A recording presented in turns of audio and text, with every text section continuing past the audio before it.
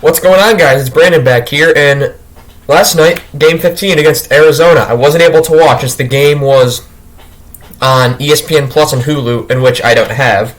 Listened to a little bit on the radio in the car while I was out yesterday.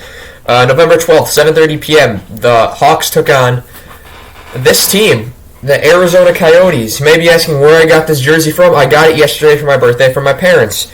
And you might be asking, oh, that's a nice Arizona Coyotes jersey. Best in the league, as a matter of fact. I think this is the best jersey in the league, but you'd be wrong. This is actually a Phoenix Coyotes jersey, the one exactly from the 90s. It has, on the patch, it has the Phoenix Coyotes on here. You can see it right there. So that's how you know it's the one that they used to wear back in the late 90s, early 2000s time, before they switched to the yawning Coyote. And yeah, I love this jersey. I can't explain how much I love this logo to begin with. The jerseys looks great. Love the green. It gets that desert theme. Perfect for Arizona. I just love the way it looks. So Hawks win their third in a row. So the bad part is it was against Arizona and they only won 2-1.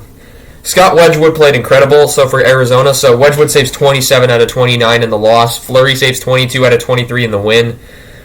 Hawks win 2-1. They moved to 4-9-2 and 6th in the Central, so they moved ahead of Dallas.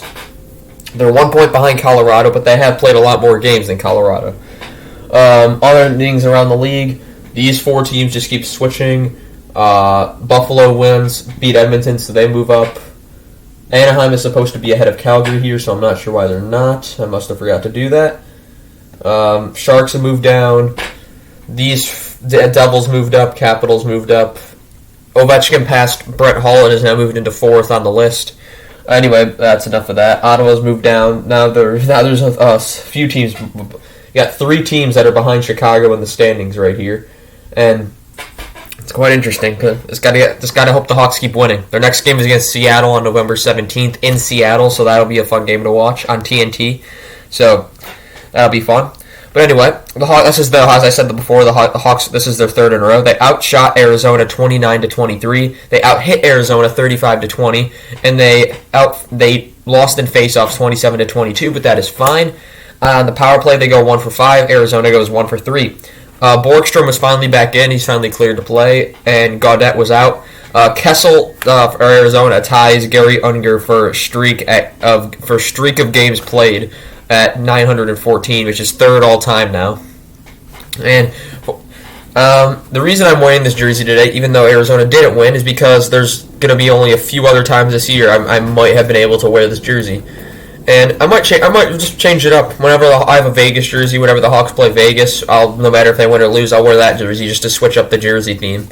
As seeing the same red Hawks jersey can get a little tedious after a while, as I only have that one that's still... I have a ton, just not in my size anymore, as I have grown older. I'm 17 now, so I have at least, let me think, 1, 2, 3, 4, 5, at least 5 from before, and then I know I have a smaller Vegas jersey that my brother has, and my parents got all the Hawks jerseys as well, so big hockey family.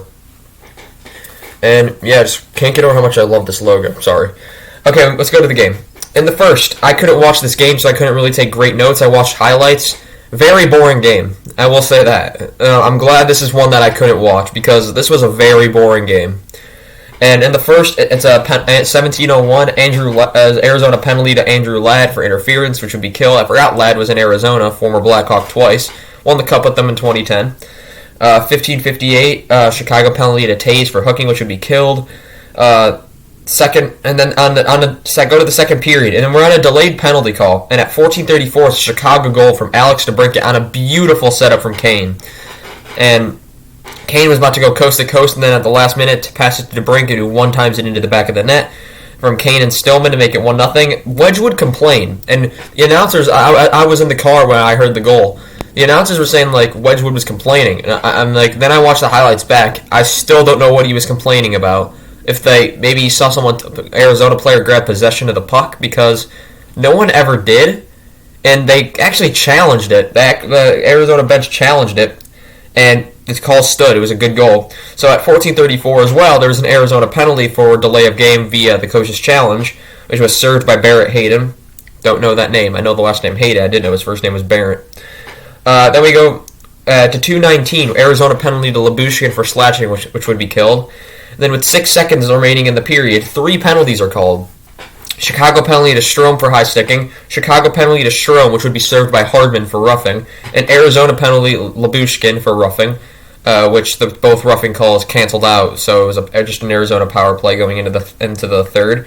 And in the third, at 18:19, it's an Arizona power play goal from Andrew Ladd, his third of the year from Kraus and Capobianco. This was Capobianco's first game in the NHL, and he gets his first point, so congrats to him. Especially in Arizona, it's not easy to come across points there. 18:16, Arizona penalty to Roussel for high sticking, which would be killed. 11:52, Arizona penalty to Strawman for tripping. And 10:34, Chicago power play goal, which would end up being the game-winning goal from Dylan Strome, his first of the year, from Jones and Kane to make it 2-1. And that would be the deciding goal, and only one more box thing happened that period. At 1:26, Chicago penalty to Jones for hooking, which would be killed. Fleury gets win number 495 and is now 5 wins away from getting win 500. If he could do it in the next 5 games, that'd be phenomenal. I would love to see him go flawless in Western Canada, because the next 4 games are going to be out in Western Canada. You got Seattle, which is not in Canada, but you get the idea, Northwest.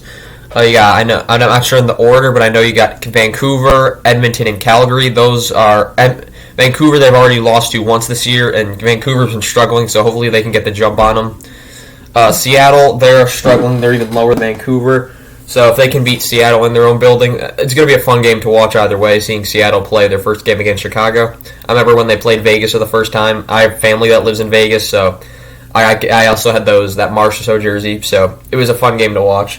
Hawks didn't get a win against Vegas, though, for 3-4 years. So, 3 years, 2020. And, then they go play Edmonton and Calgary, which are 2 top teams in the Pacific right now. So, I'm not expecting them to win those. If they can get 1, I'll be happy.